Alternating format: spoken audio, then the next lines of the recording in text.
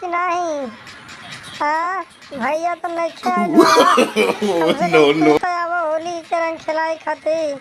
हाँ आवो जल्दी।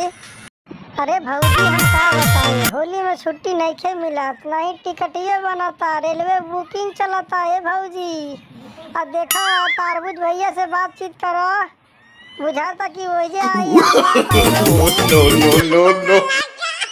अरे भौजी प्रणाम, का हाल बा? हाँ हाँ होली में आवत तानी, टिकट बन गइल बा।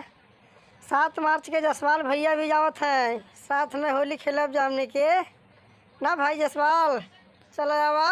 ए देवरू का कहीं केहू पर भरोसा नहीं खे, होली जैसन त्योहार में तोहार भैया ना आइला तो तोलो का आएबा?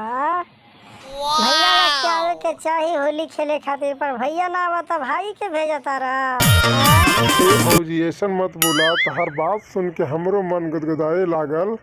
हमहू टिकट बना ले तनी 10 मार्च के आवा तनी, हम और तारबुज भाई दोनों भाई भौजाई मिलके होली खेलब जा, चोली फाड़ दे। अरे अंडा भाई सही कहता रहा, ई भौजी के चोली ना रंगाई नु तब तक इनका आत्मा के शांति ना मिली। चला भाई चला होली में भौजी के चोली रंगल जाई।